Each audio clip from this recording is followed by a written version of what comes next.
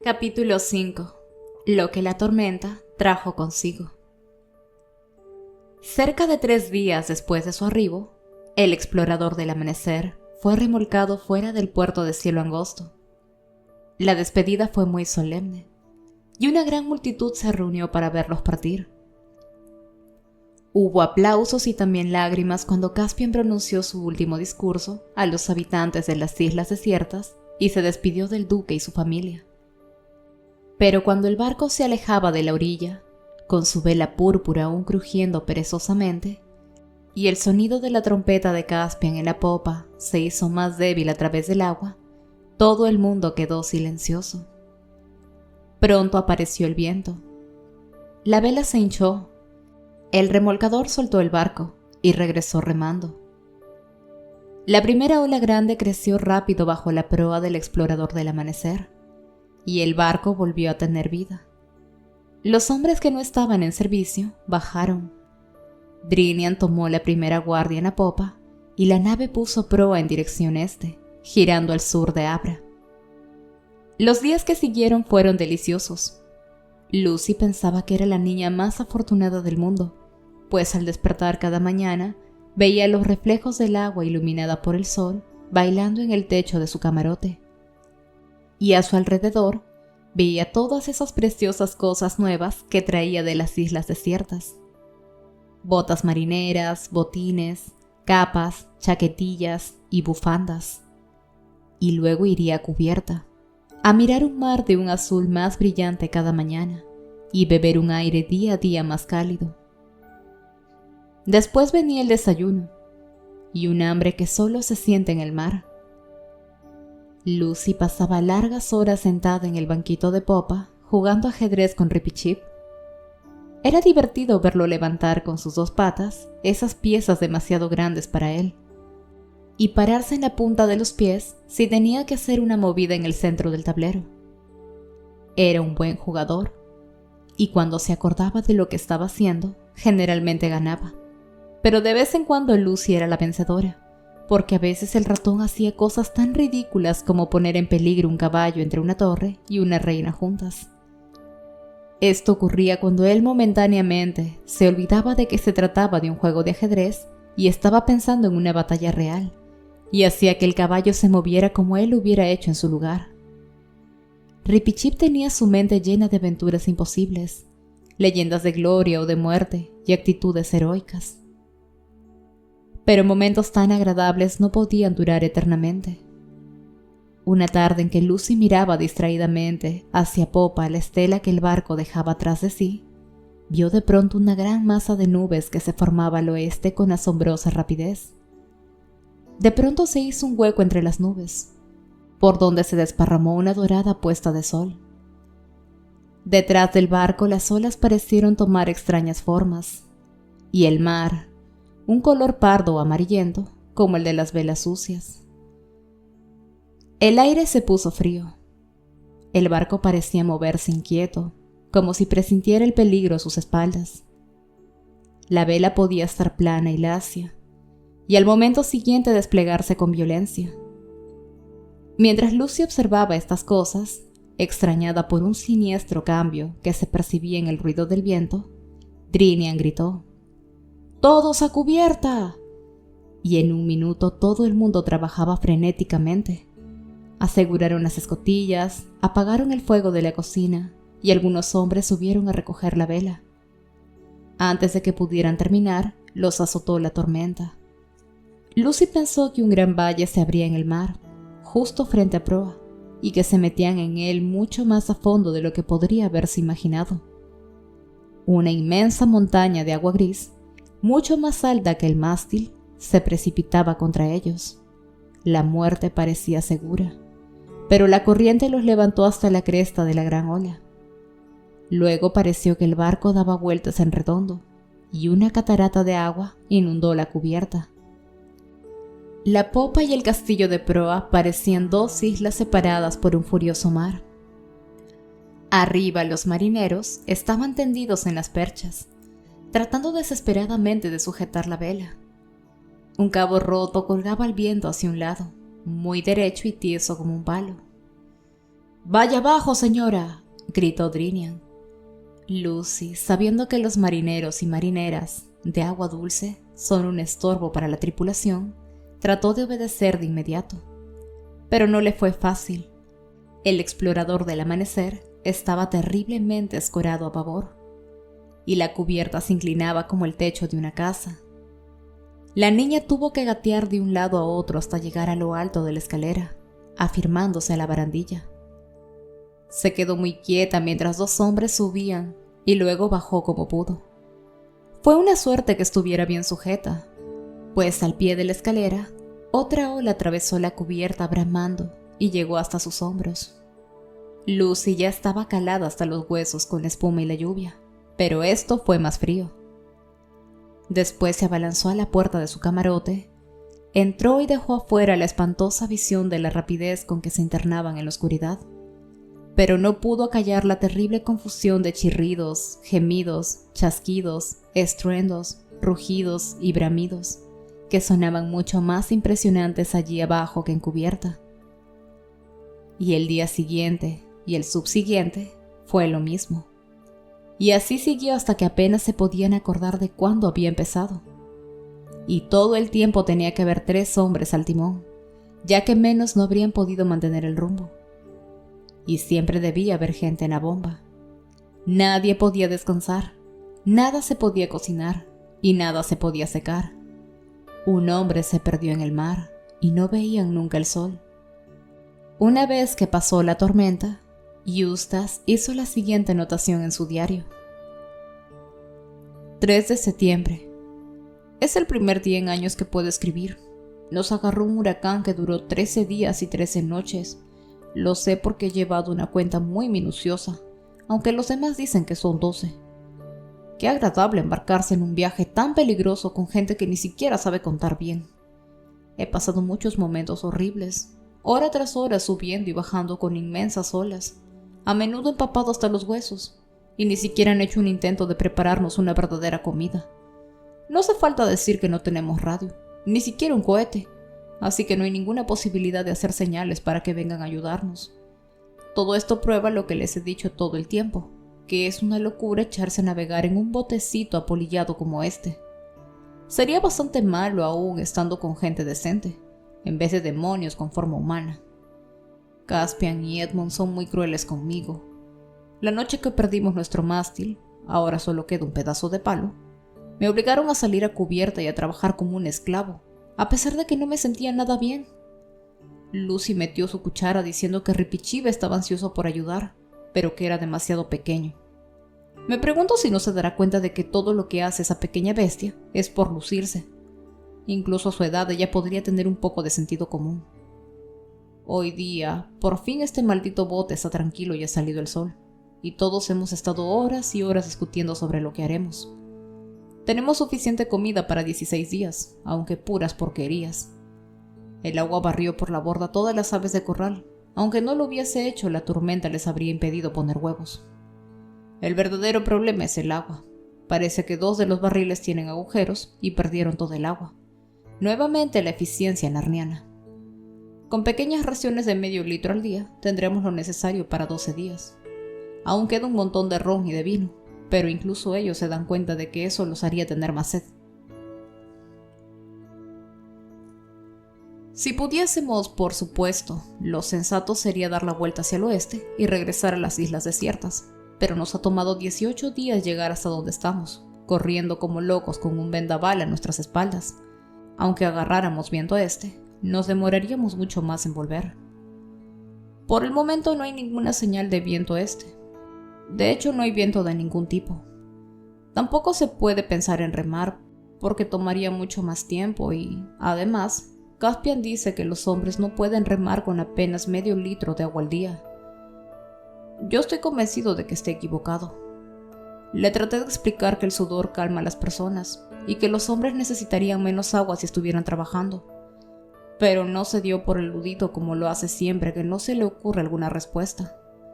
Todos los demás votaron por continuar, con la esperanza de encontrar tierra.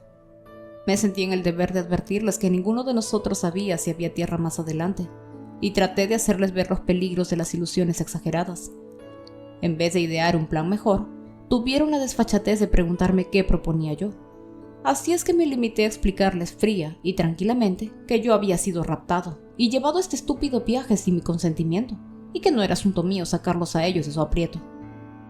4 de septiembre. Todavía todo en calma. Muy pocas raciones para la comida, y a mí es al que menos le dan. Caspian es muy hábil para servirse y piensa que no me doy cuenta. Por alguna razón, Lucy me quiso compensar esto ofreciéndome parte de su ración, pero este pedante metete de Edmund no la dejó. Sol bastante caluroso, terriblemente sediento toda la tarde. 5 de septiembre. Aún en calma y con mucho calor. Me he sentido fatal todo el día y estoy seguro de que tengo fiebre. Claro que no tienen un termómetro a bordo. 6 de septiembre. Un día horrible. Desperté en la noche, sabiendo que estaba fiebrado y que necesitaba un trago de agua. Cualquier doctor lo habría dicho. Dios sabe que yo sería la última persona en tratar de sacar una ventaja desleal, pero jamás imaginé que este racionamiento de agua se aplicaría a un enfermo. En realidad, yo podría haber despertado a los otros y haberles pedido un poco, pero pensé que sería un egoísmo despertarlos. Así es que me levanté, tomé mi taza y salí en puntillas del agujero negro donde dormimos, teniendo mucho cuidado de no molestar a Caspian ni a Edmund, puesto que habían estado durmiendo mal desde que comenzaron el calor y la escasez de agua. Siempre trato de ser considerado con los demás, me sean o no simpáticos.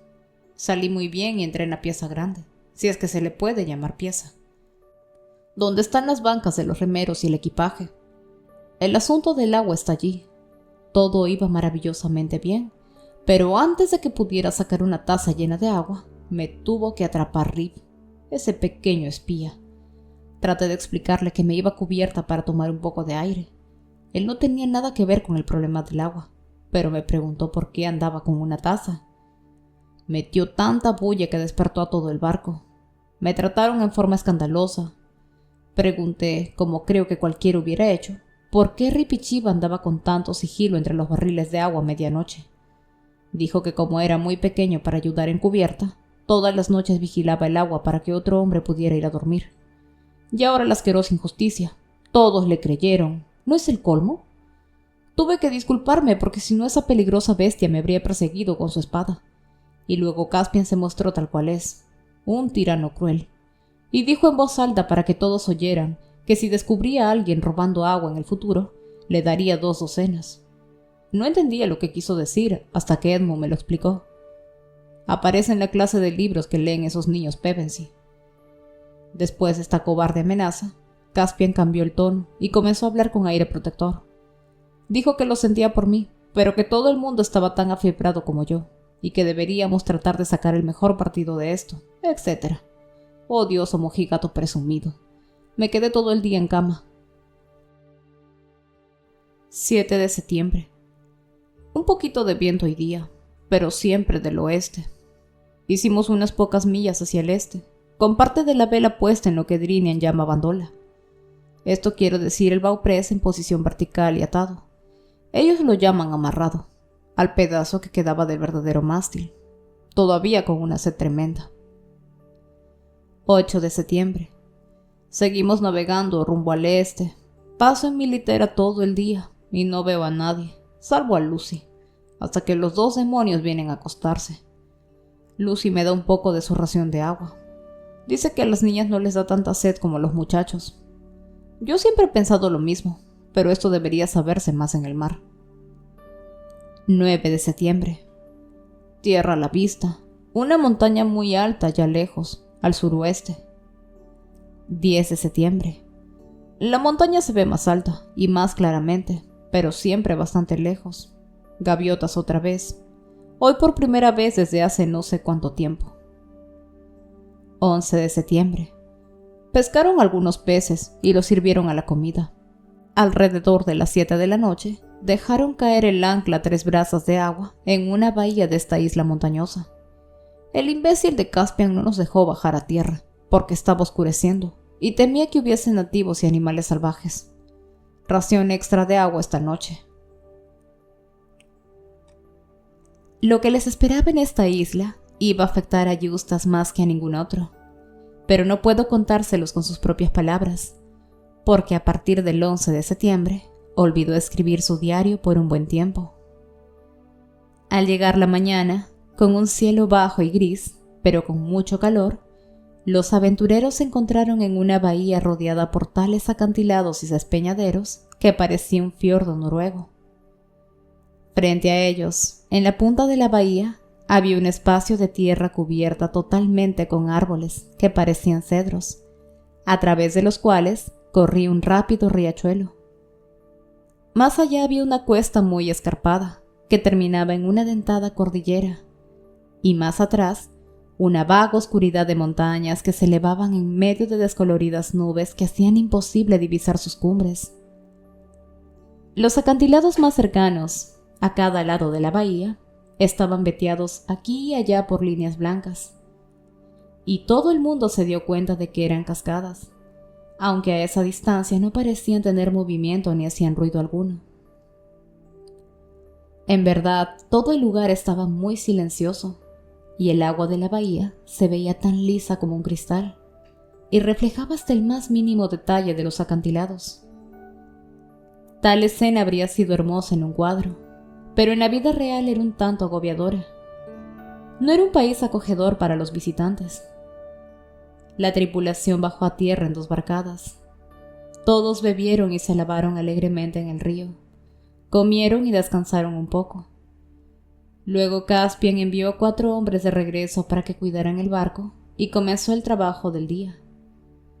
Había que hacerlo todo: bajar los barriles a tierra, arreglar los que estaban en mal estado, si era posible, y llenarlos todos. Debían buscar un árbol, de preferencia un pino, si conseguían uno, para cortarlo y fabricar un nuevo mástil, reparar las velas, organizar una cacería para matar cualquier presa que ofreciera aquella tierra. Había que lavar y remendar la ropa, y reparar un sinnúmero de destrozos producidos a bordo. Porque en el propio explorador del amanecer, más evidente ahora que lo veían a la distancia, apenas se podía reconocer ese barco elegante que zarpó de cielo angosto. Parecía un armatoste estropeado y descolorido, que cualquiera habría podido tomar por un barco naufragado. Y sus oficiales y tripulantes no estaban mucho mejor, flacos, pálidos, con los ojos rojos por la falta de sueño y vestidos con harapos. Cuando Eustace, tendido bajo un árbol, escuchó discutir todos estos planes, se le fue el alma a los pies. ¿Es que no habría descanso? Parecía que el primer día en esa anhelada tierra sería de trabajo tan pesado como un día en el mar. Pero entonces se le ocurrió una estupenda idea. Nadie lo miraba. Todos hablaban hasta por los codos sobre su barco, como si realmente les gustara esa porquería. ¿Por qué no desaparecer simplemente? Podría dar un paseo hacia el interior de la isla, encontrar un lugar fresco con buen aire arriba en las montañas, dormir una larga siesta y no reunirse con los demás hasta que la jornada de trabajo hubiese terminado. Pensó que esto le haría muy bien, pero tendría buen cuidado de no perder de vista la bahía y el barco para estar seguro del camino de vuelta. No le gustaría que lo dejaran olvidado en ese lugar. Puso su plan en acción de inmediato. Silenciosamente se levantó del suelo y se alejó caminando entre los árboles. Se preocupó de ir lentamente, como sin rumbo, de modo que si alguien lo veía, podía pensar que solo estaba estirando las piernas.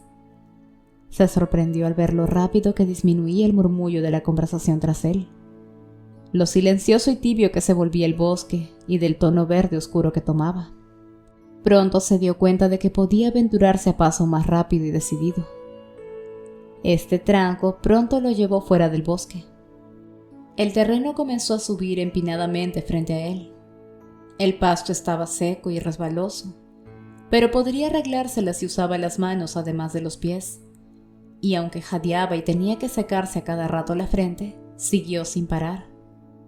Esto demostró, dicho sea de paso, que aunque él no lo sospechase, su nueva vida ya le habría hecho bien.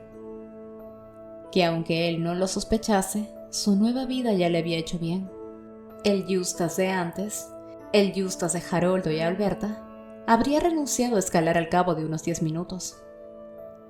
Lentamente y parándose de vez en cuando a descansar, llegó a la cumbre. Esperaba desde ahí tener vista hacia el centro de la isla, pero las nubes habían bajado aún más, acercándose mucho, y un mar de niebla se arrastraba en dirección a él. Se sentó y miró hacia atrás. Estaba tan alto que la bahía se veía muy pequeña a sus pies, y alcanzaba a ver muchas millas de mar. En eso la niebla que venía de las montañas se cerró a su alrededor, espesa pero no fría. Eustace se tendió y se dio vuelta para todos lados, buscando la posición más cómoda para pasarlo bien. Pero no lo pasó bien, al menos no por mucho rato. Comenzó casi por primera vez en su vida a sentirse solo. Esta sensación al principio creció en forma muy gradual. Luego empezó a preocuparse del tiempo. No se oía ni el más leve sonido. De pronto se le ocurrió que tal vez había estado tendido allí durante horas. Quizás los demás se habían ido. A lo mejor lo habían dejado irse a vagar a propósito con el fin de dejarlo abandonado. Pegó un salto, muerto de miedo, y empezó el descenso. Al principio trató de hacerlo a toda carrera, pero resbaló en el pasto que estaba muy alto y rodó varios metros. Luego, pensando que esta caída lo había desviado mucho hacia la izquierda y que a la subida había visto precipicios en esa dirección, trepó gateando otra vez, lo más cerca posible, según recordaba, del lugar desde donde había partido, y comenzó a bajar de nuevo, torciendo a la derecha. Después las cosas parecieron ir mejor. Iba muy cauteloso, pues no podía ver más allá de 1 metro, y todo a su alrededor continuaba en absoluto silencio. Es muy desagradable tener que caminar con cautela cuando hay una voz dentro de ti diciendo todo el tiempo: «Rápido, rápido, rápido». Cada instante que pasaba se hacía más fuerte su sensación de haber sido abandonado. Si Eustace hubiera entendido a Caspian y a sus primos Pevensey, habría sabido, por supuesto, que no existía ni la más remota posibilidad de que hiciesen una cosa semejante. Pero estaba convencido de que ellos eran unos demonios con forma humana. «¡Al fin!», exclamó Eustace, mientras se resbalaba por una cuesta llena de piedras sueltas. Ellos las llamaban guijarros, hasta que llegó al plano. «¿Y ahora? ¿Dónde están esos árboles? Hay algo oscuro allá adelante. Vaya, creo que la niebla se está disipando». Y así era. La luz aumentaba cada vez más y lo hacía parpadear. La niebla se levantó y Eustace se encontró en un valle absolutamente desconocido para él. No se veía el mar por ninguna parte.